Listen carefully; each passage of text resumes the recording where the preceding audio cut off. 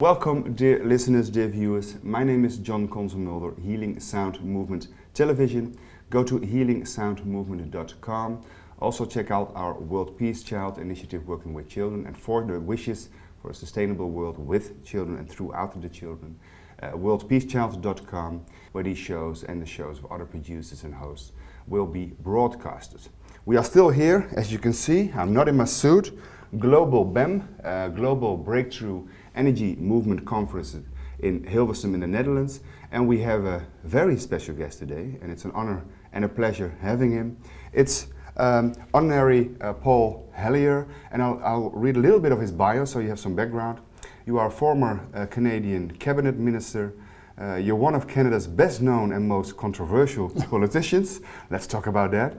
First elected in 1949, you were the youngest cabinet minister appointed to Louis St. Lawrence government. 8 years later, you subsequently held senior posts in the government of Lester B. Pearson and Pierre E. Trudeau, who defeated him for the Liberal Party leadership in 1968. But the following year, after achieving the rank of senior minister, which was later designated deputy prime minister, Hellyer resigned from the Trudeau cabinet on a question of principle related to housing. Although Hellyer is best known for the unification of the Canadian Armed Forces and for your 1968 chairmanship of the Task Force on Housing and Urban Development, you maintained a lifelong interest, this is interesting, in macroeconomics. Through the years, as a journalist and political commentator, you continued to fight for the economic reforms, and you've written several books on the subject.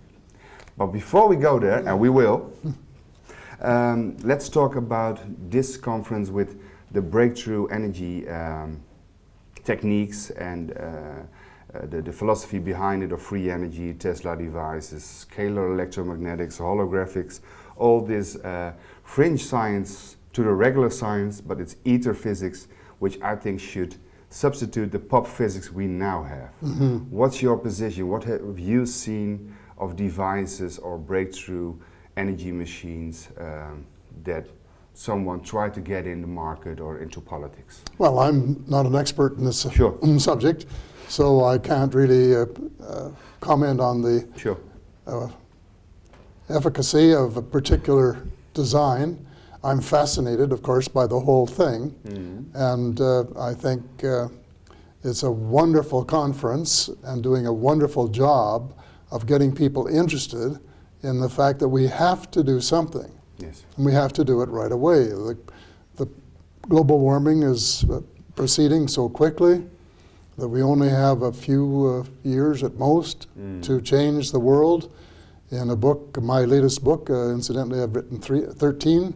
Wow. In my latest one, published 2 years ago, I said that we had 10 years to change the world, and 2 years has already gone by, so it's urgent. Yes, very urgent. And the size of the problem is just stupendous. It's huge. And so to be in the middle of people who are working in this area is very exciting. It's very stimulating. It's very inspirational. And I'm delighted to have had the opportunity to be here and to listen, to learn, and to participate, and perhaps to make a few small suggestions on how, when we have the technology, which I hope will be soon, we will be able to pay for it without going further in for the next phase, so it can be a smooth transition. Yes, exactly. Yes. Well, also politics, of course, is involved, has to be involved. What about exopolitics? I mean, it's one thing for people to accept even the presence maybe of extraterrestrial beings, but if I look in the ocean, I see a transparent fish shooting biophotons, I think that sounds even more surreal than a grave maybe sitting next to me. But then again, it's a mind thing, it's a conscious shift. But what have you seen in the fields of exopolitics? Well, I've been only involved for about 8 years. Yes. And during that time, I have learned a lot. I have gone from kindergarten to maybe grade 3 or 4 in my knowledge of and understanding of this area. How was that first year, by the way? Oh, the first year was exciting because I was briefed by some of the best people in the business. Dr. Stephen Greer gave me a 3-hour briefing, and Dr. Sala, and one. I did an interview with Michael Sala for 2 hours. So Right. How was your jaw after that? It was quite flabbergasted. Yeah, right. And then Paula Harris, who was my Yes. friend and mentor. Yes. She's from Mexico, I believe. Right? So, But she's Colorado. oh, she wrote a book about how do you talk to a ball of light? Is that her? Oh yeah. Yeah. Yeah, Okay, she's yeah. the one. Yeah. And she's very knowledgeable and very nice. And so all of these people have been nice enough to share with me their knowledge and what they have learned and all of this sort of thing. So that I have learned a lot, and I have certainly joined their cause of getting full disclosure of what governments know and how much they have achieved. I think it's a lot from what I understand. Could you believe when the first time you heard, oh, by the way, there are extraterrestrials, we know about their presence, and there has been some contact, for instance? I'm not sure. That was the summary of 3 hours. Well, it didn't happen quite like that. See, I was, when I was Minister of National Defense in Canada, I got regular reports on sightings. Yes. But I didn't have time to worry about them because I was converting our armed forces from Royal Canadian Navy, Royal Canadian Air Force, and Canadian Army into one Canadian Defence Force. There was a big enough job for that. Oh, Yeah. it was huge, you know, and it was. I can understand why other people didn't do it, because it was really a kind of warfare that was very, very tough. Yeah. But in any event, I think, as I recall, about 80% of the sightings were explained satisfactorily, but about 15 or 20% were not. They were just unknown. Yes. And it's interesting to find later, when I meet people like Nick Pope Yes. from England, who was in the Department of Defense there, that the ratio in England was just about the same as it had been in Canada. So I really think that it's time for the major powers, I mean all of them, but the United States has to start, because they're the ones with the most information, start telling the people what is going on, what they have achieved in back engineering all of this technology, and what they plan to do with it. Do they plan to use it for peaceful purposes, or do they? Super weapon technology. Yeah, absolutely. And it makes all the difference in the world, because for peaceful uses, it could transform the world into the almost idyllic place that we sometimes dream, you know, a Garden of Eden. We can implement paradise on earth if we have the willingness to do it right now. Exactly. But if, on the other hand, they say we're going to use this to dominate the world and dictate to the world, then we're in trouble. And that is what I fear, and that's the reason that I'm pushing so hard to get it out, for a better world. Yes. Right. Now, am I correct that, because I wrote a little book, it's not finished yet, but about electrogravitics and free energy, and what I found out that about 1956 it went underground, as Paul Hellyer is describing in his book, and the most closely guarded secret is not so much about the topic of UFO in itself, but related to the free energy technique that derives from it, could derive from it. Well, of course, the technology, and there's been lots of changes in technology as a result of what we've learned from the star visitors. And energy was just probably the most dramatic, because it's used not only for making spaceships, which we might want to use to explore space ourselves someday, but also to revolutionize the future of the world. So this is the reason I connect these two things, and where my specialty is, where it comes into effect, is how are we going to pay for it? Because Europe today doesn't have a lot of free cash that they could say, oh, well, we've got a few 100 billion euros that we'd like to spend right away investigating these things. Where is the money? Yes. And that's where I come into the equation, because that's my bag, as I call it, at home, and that I've been working on for 60 years. And there is a solution. It's a fairly simple solution, perhaps too simple for people to understand, but getting the politicians to accept it. That's another, again, willingness. Yeah. Okay, I want to talk about the solution one question later, because there's one intermediate question I want to ask before we go to your bag, Yeah, your bag, not your bag of money, but the bag Right. for the solutions. Yeah. I'm writing a book about aspartame now, so about the health business. What I've seen so far, there's a lot of conflicts of interest with science, politics, but also revolving doors. So people who come from the industry go to the government, do something that helps the corporations or the pharmaceutical industries or the nutraceutical industries, and they go back to a higher position. They came from the FDA, for instance, which is a watchdog for us, and they came back in higher positions from the industry they came from. Is that something you've witnessed in your political career? That I have seen it very much, especially in the United States, Yes. and especially in the financial field. The lobbying. Yeah. And when I saw for the first time President Obama, his group of advisors in the financial field after his first election, I almost cried. It's the same as the Bush group. Yeah, because they go from the Treasury to one party, to another party, to the Federal Reserve, and then back and all right around the circle. And also Trilateral Commission, CFR, and Bilderberg sometimes? Well, they have more of a political role, Yes. I think. And as you know, they've picked every president since World War II except maybe one or two. Yeah. And they're powerful influences in the overall situation in Canada, and at least Canada, well, in Canada, the United States, and everywhere. Sure.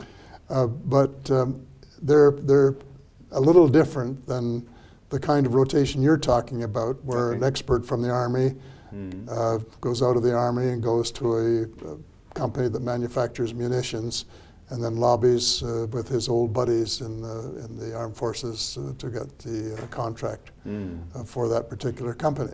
Yeah. And there's so much of that. It's really, it's a little bit disgusting, because they were serving their country, they're paid for it, they get out, they get a pension, and then they can go and work and get a lot of money by using the information that they gained at public expense. Yes. And now From using the taxpayers. Yeah, from the taxpayers, and using it for their own advantage. And that's that bothers me. They're not really helping out the people they're supposed to serve here. No, So that's a thing that has to change as well. that's absolutely. But then again, if we talk about free energy, anti-gravity, does it mean we need to talk with the government and we are the 100%, you also have to transform for a better world? Or do we need to go behind their backs and implement better world over there from bottom up? I don't know the answer to that. Me neither. I know that it would be easier and faster for the government to come clean with its knowledge. To have disclosure, Yeah, full disclosure. full disclosure. And we would probably save, I don't know, 1 year, 2 years, 3 years, 4 years, a lot of time.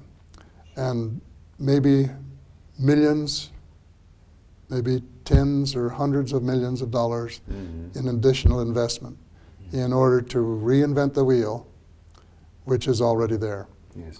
And it, Or reinventing wheels that don't work, because that's also possible. If Well, you don't yes. know what the correct wheel is, that is already there. yeah, but I think we have a pretty good idea. Yeah. The ones that know, yes. Yeah, if I don't know if you watched Dr. Judy Wood's show or not, Yeah. but it leaves you with a clear impression that somebody, and they weren't, from a desert country somewhere, that somebody knows the secret of free energy. Yeah. I would always say the real terrorists, and they're not in the desert. Well, But let's not go too far here. But see, you would almost say it. yeah. Then you don't have to say it. So I don't have to comment. Good. So the faster way Yeah. and the best way for the world is for governments to say, we have this, taxpayers paid for it, and it is free or with a very, very small royalty to anyone, anywhere in the world Yes. who wants to use it for the benefit of humankind. Now, talking about governments and the role of governments, I want to go to your bag of money, the bag with solutions for the money problem. People think the government makes money and is used for economics, while I think there are private persons, private corporations, that actually print money whenever it suits them and charge the government with interest, and the interest gets reflected in our tax money for the people. You've said it very well. Yes, the Federal Reserve and the central banks, what are their roles? Really to support the owners of the private banks. And they're doing it very successfully. Yes. This is a long story, but one of the things that I'm going to talk about is the evolution of what they call the partial reserve system of banking. It's really governments licensed private corporations to print money. Yes. And it started out, well, it didn't start out, but go back to the time of King William, and he ran short of money, so the Bank of England was established. Yes. The shareholders then invested £1,200,000 in silver and gold to lend to the king at 8%, which was very high interest for a guaranteed loan. So it was a combination of the oligarchs, the elite, with the banking they established to have more available, more wealth. More power for the king. Yes. More financial power. Yes. And so he gave them the privilege of printing £1,200,000 in banknotes and lending it to their friends. So in essence, he said, well, you can lend it twice, once to me. He didn't say this, but this is what happened. Once to me and once to your friends. So you can lend the same money twice. Yes. Well, then over the years, that leverage, as we call it, has increased very dramatically. Like 36. Well, some even higher, but mostly. Wow. At the end of the early years of the 20th century in the United States, federally chartered banks had to have a gold reserve of 25%, so they could lend the same money 4 times. Yes. In Canada, when I was a young man, banks had to have a cash reserve of 8%. So they could lend the same money 12.5 times. Yes. Well, then later, when Milton Friedman comes along, does his flip-flop from 100% cash reserves to 0 cash reserves for the banks, and in effect deregulated banking, the ratios went up to 20 to 1, and in some cases even higher. And then it becomes a virtual number again. You just print it in and it's money. Yeah, but absolutely. The first and probably the best governor of the Bank of Canada said that money is just a book entry. That's all it is. If he were alive today, he would say money is nothing but a computer entry. But not for the people who lose their houses because they can't pay mortgages, because they lend the money and the bank just steals again. Well, that's the sort of the other side of the wheel. Yes. And so, unfortunately, we have a system where 95% of all the money created is bank-created money, created as debt. And debt is on which interest has to be paid. And debt on debt on. Yeah, and no one creates any money to pay the interest. So you have to borrow more to pay the interest and keep on borrowing and borrowing and borrowing and going further and further into debt. Yes. And eventually the debt load gets so high we can't carry it, and then the system is like a balloon with a pin stuck in it, like that. And that's the way the system's designed. It's a perpetual disaster in the making. Not a perpetual motion device? No, just disaster right. Yes. A very short-term. But should the balloon and then new economics, or is it designed to start all over again? With well, it's designed to end the balloon feature. And what we have to do is to do what most people think is done. And that's have governments print some of the money themselves. Yes. They own the patent. Private banks... No licensing rights, but master rights. Yeah, master rights, absolutely. And the private banks have no rights, just what they're given by legislatures. And so governments have to print enough money to balance their budgets, to provide the things that people need, and reduce the leverages of the banks in the process to such a low multiple that they can't disrupt the system the way they have been doing for the last 200 years. Take out their manipulation power. Yeah, take away their real power. Yeah. Make them work for a living, in effect. Yes. To do the things that they... Like we do. Yeah, exactly, the same, you've got it. and so that they can no longer run the world, no longer tell governments what to do, and that we the people will regain the democracy that we pretend that we have, but we don't have. And right now, for example, And a free market we don't have. It's also for the corporates. Exactly. And we should start maybe with $10 trillion equivalent to get the economies of the world up and running, reduce unemployment, and then have governments continue to put money into circulation that the banks have to keep in their reserves so that it's not inflationary. Yep. And eventually, my ratio that I have chosen is ultimately 34% of all new money created by governments and 66% by the banks, which reduces their ratios to 2. But what would it take to go from this great suggestion to the implementation of the suggestion? Because I can imagine that the people who want the status quo to be there like it is do not want any change in their geopolitical power system. So they'll say, well, oh, that's inflationary. Yeah. They'll say that's inflationary. They won't prove it, but it's just a big lie. Yeah. But if you repeat it often enough, people start to believe it. yeah, people start believing it. Yeah. And so this is what people say. But So it's a conscious shift, consciousness shift. Yeah, That has to go. exactly. And if they look at the mathematics, money is money. If the banks were allowed to leverage all the money that the governments printed, say 5, 10, 15 times, that's inflationary. But if they're only allowed to leverage it 2 times, like twice the cash they have in their vaults, then this can be normal expansion, which would give them just enough room to provide credit for small businesses or to help someone who's trying to make a free energy motor run, For instance. for instance, you know, or whatever has to be done for the good of mankind. A grocer to expand if he's making good bread or whatever. And then the system would work. But it means reducing their power to the extent no longer can they run a worldwide casino with all these exotic derivatives, which are, you know, the numbers are so great, it's just mind-boggling. It's interesting. I interviewed Ad Broere. He's a Dutch economist and ex-banker.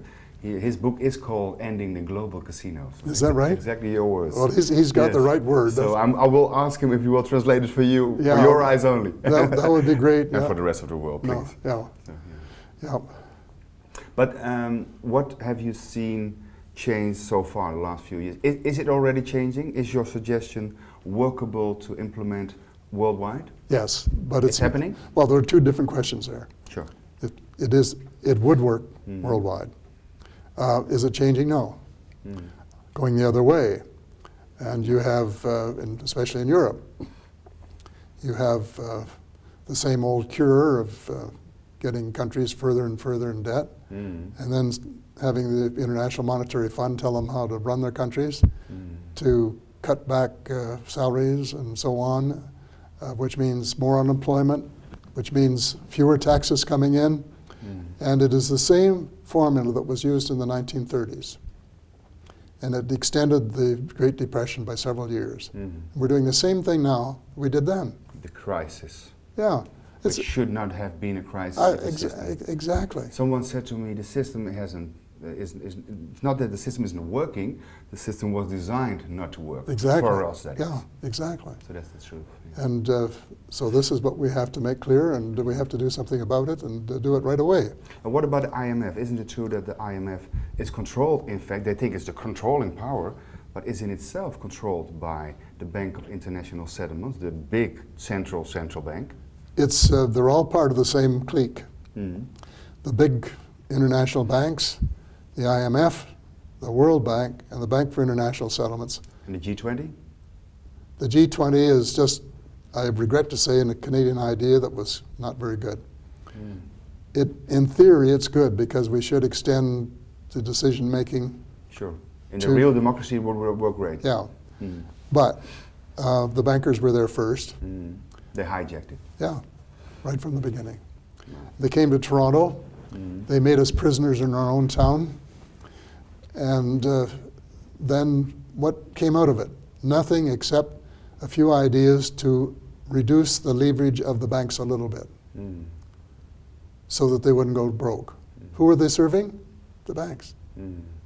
And the whole system, the Fed creates trillions of dollars for the banks, for liquidity. How much did they give to the people? Zero. The Bank of Canada, the same thing. They won't admit it, but they, through our mortgage corporation, bought mortgages to provide liquidity for the banks. Yes. Claim they didn't do it, you know, or try and slough it off. And they were producing money for, 1% or less, something like that. And they charged the government of Canada, the people, Yes. more. Yes. And that's, We get the final invoice. yeah, you put it very, very succinctly. And it's not fair, it's not right. In our country, we should have what we call a charter challenge for not treating citizens equally. And now our bank is part of the international system, even though we own it 100%. Yes. But most of the central banks are privately owned, including the Federal Reserve System. Yes. And so they're all part of the cartel. Yes. And they all have a vested interest in keeping the system that we have now. What about the IRS? Because you could say the IRS and the tax system all over the world taxes every in-between step before we have a product or service or whatever. So if money is created out of nothing and we have debt over debt over debt, or we get the final invoice, and when we do not book the invoice correct, we even get more tax, how do you call it, incentives. So should they come along with this global change that's needed? Well, I don't know that the IRS would really be a factor in the change. Because the system could still work, but then with a different money distribution system. And the rates of taxation could go down because governments wouldn't have to raise as much in taxes. Because they have the master rights of the money. To pay the interest on the debt, because the debt would be less. Yes. And there wouldn't be deficits. Yes. So the IRS could do their job, and with less pain, both for themselves and the people, if they didn't have to be so merciless in trying to raise more money. And of course, if I could just jump back to the banks for a minute, if we can break the back of the bank's power, then they'll have to stop doing what they've been doing, which is moving money offshore for rich people and rich corporations. So the nice island accounts. Yeah. The Cayman Islands and so on. Yeah, do you know the biggest island refuge in the world? I think the Netherlands. Oh no, we're not an island. No, I don't know. Manhattan. Manhattan. Yeah. Wall Street. Yeah, and if you want a good book on this, it's called Treasure Islands, plural, Treasure Islands, by Michael Shaxson, a British journalist. You guys heard that? Look it up. And it's a fantastic book. And it really shows how the banks get together and cooperate in taking money from the rich people and the rich corporations, moving it offshore, in effect buying the politicians of a small place or a small state in the United States and getting them to lower the taxes. Yes, it's incredible. And then going to the next state or small island and saying, oh, but my friend is only charging me 5%. So you'll have... Let's bargain here. Yeah, how about 4? Incredible. Yeah. It is. I've been advised by Kevin Trudeau to do the same with the credit card companies, by the way. Just bargain for your interest. I mean, that's interesting, literally. But so what they're basically doing, they have billions, trillions, money to buy off your karma for the next 10 reincarnations of your rich life, and still they want to deduce their tax money with because they can. Yeah. And they shouldn't be allowed to do that. I want to thank you for your time. One final question, a bit of an ironic one. Can the extraterrestrials help out, or like the Hopi prophecy says, we are the ones we've been waiting for? I think they can help out, but only if we will let them. Colonel Evolution of consciousness. Well, yes, but even less. Paula Harris had a conversation that Colonel Corso had with an extraterrestrial, and he said, had a course will have a gun aimed at him, and he said, "Are you friend or foe?" And he said, "Neither. We're here to help you if you will let us." Willingness again. Yeah, if you will let us. Like we come in peace, now you show us, you are not a threat to us. Yes, exactly. Interesting. So this is the situation, I think, at the present time, that even if we didn't have, which we do have, but even if we didn't have exotic fuels, the extraterrestrials would give it to us if we would sign off on nuclear weapons, say we will never use them again, ever, and stop making them and start reducing the stockpiles even further, and then say that they were welcome as visitors and that we would not use any particle guns on them before they get landed. And it's not just a welcoming gesture, I believe it's also the case that our problem might come their problem as well, especially with nuclear weapons, because it's a multidimensional kind of connection. Exactly. Interesting. Well, I want to thank you for your time. I think we have to wrap up. So I'm not sure if the cameraman is ready for our final outro here, because he's at the dead camera, or do I have to look at that one? No, that one? Good. I'm signing off. My name is John Konzenmulder, Healing Sound Movement Television. And also check, of course, globalbem.com for Global Breakthrough Energy Movement.com. Go to worldpeacechild.com for all TV specials. And is there a website for all your books for more information?